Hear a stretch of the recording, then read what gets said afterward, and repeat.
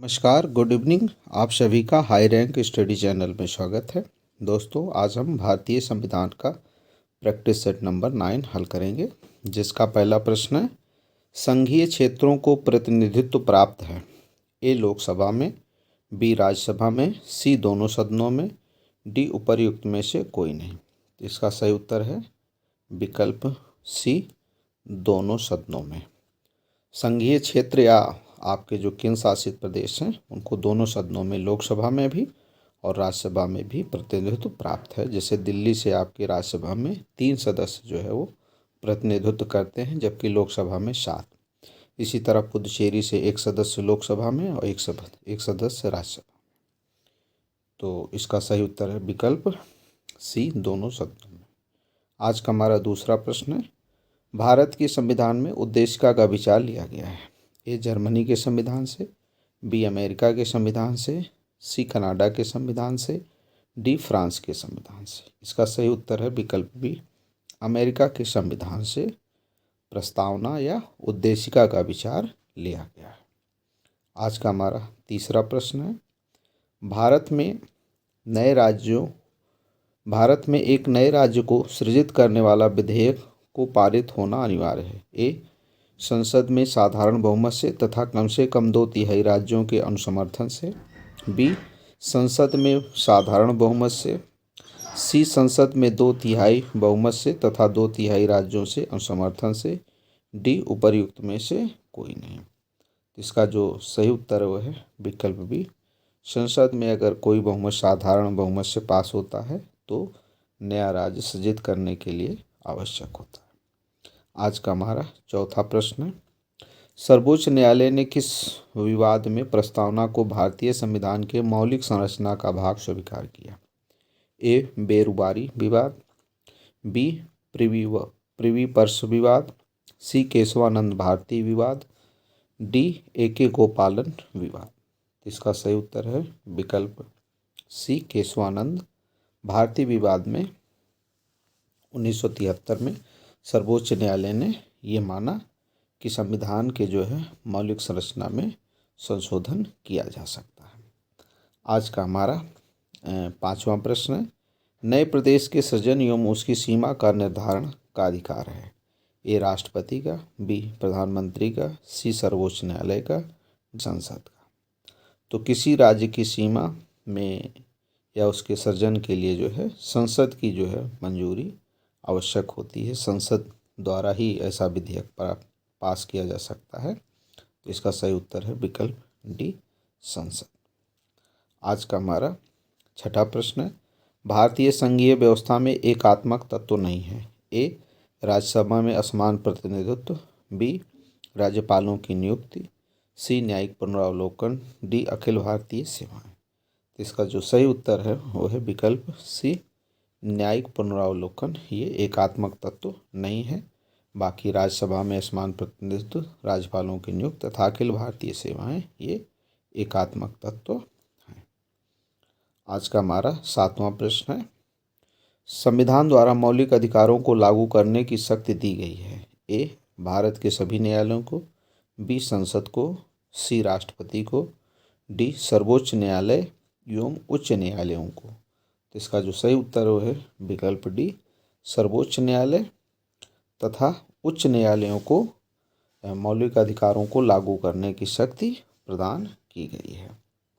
आज का हमारा आठवां प्रश्न है, कौन सा अनुच्छेद अल्पसंख्यकों को अपनी मनपसंद की शिक्षण संस्थाओं को स्थापित करने एवं उन्हें संचालित करने की छूट प्रदान करता है। ए अनुच्छेद 19, बी अनुच्छेद 26, सी अनुच्छेद 29, डी अनुच्छेद 30।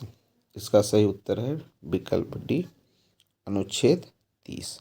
अनुच्छेद 30 में जो है अल्पसंख्यकों को अपनी मनपसंद की शिक्षण संस्थाएं स्थापित करने एवं उन्हें संचालित करने की छूट प्रदान की गई है। आज का हमारा 9वां प्रश्न है, निम्नलिखित में कौन एक मौलिक अधिकार नहीं है।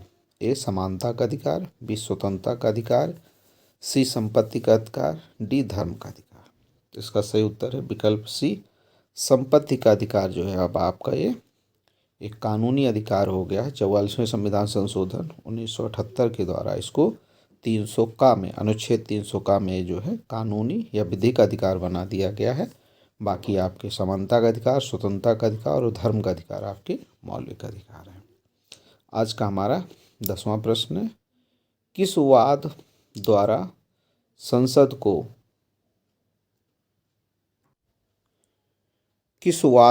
संसद को मौलिक अधिकारों में संशोधन का अधिकार दिया गया है? ए.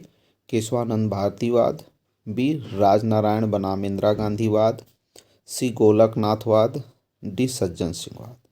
तो इसका सही उत्तर है विकल्प ए, केशवानंद भारतीवाद में संसद को मौलिक अधिकारों में संशोधन का अधिकार दिया गया। आज का हमारा 11वां प्रश्न है, किस अनुच्छेद के द्वारा प्रेस की स्वतंत्रता प्रदान की गई है? ए. अनुच्छेद 16, बी. अनुच्छेद 19, सी. अनुच्छेद 21, डी. अनुच्छेद 22। तो इसका सही उत्तर है विकल्प बी, अनुच्छेद 19(1) के द्वारा प्रेस की स्वतंत्रता को जो है मौलिक स्वतंत्रता माना गया और प्रेस को स्वतंत्रता प्रदान की गई है। आज का हमारा 12वां प्रश्न है, 6 से 14 वर्ष की आयु के सभी बच्चों को शिक्षा का अधिकार किस अनुच्छेद के तहत मौलिक अधिकार माना गया है? ए. अनुच्छेद 19, बी. अनुच्छेद 20, सी. अनुच्छेद 21, डी. अनुच्छेद 21 का। तो इसका सही उत्तर है अनुच्छेद 21 का में जो है 6 से 14 वर्ष के आयु के बच्चों को, सभी बच्चों को निःशुल्क शिक्षा के तहत मौलिक अधिकार माना गया है। आज का हमारा 13वां प्रश्न है, 6 से 14 वर्ष की आयु के सभी बच्चों को निःशुल्क शिक्षा का अधिकार किसके द्वारा प्रदान किया गया है? ए. मौलिक अधिकारों द्वारा, बी. मौलिक कर्तव्यों द्वारा, सी. राज्य के नीति निदेशक सिद्धांतों द्वारा, डी. मौलिक अधिकार तथा राज्य के नीति निदेशक सिद्धांतों द्वारा। तो इसका जो सही उत्तर वो है विकल्प डी, जो राज्य के नीति निदेशक तत्व हैं तथा मौलिक अधिकार हैं, दोनों में ही जो है आपका ये माना गया है।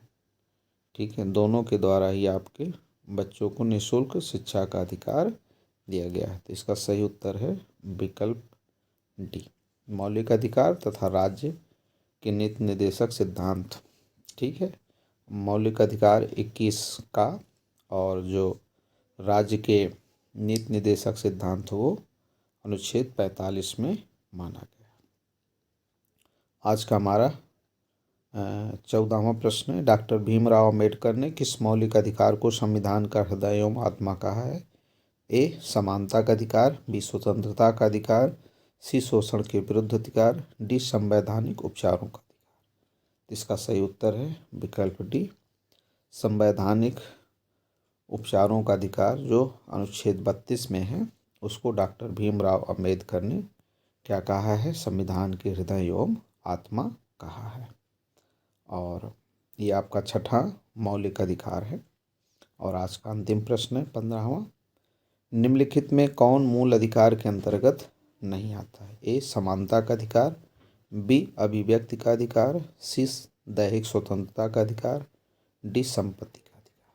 तो इसका सही उत्तर है विकल्प डी, संपत्ति का अधिकार। अनुच्छेद 300 का के द्वारा जो है इसको एक विधिक अधिकार या कानूनी अधिकार बना दिया गया है।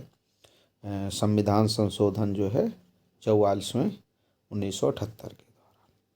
बाकी आपका समानता का अधिकार, अभिव्यक्ति का अधिकार, दैहिक स्वतंत्रता का अधिकार, ये सभी आपके मूल अधिकार हैं।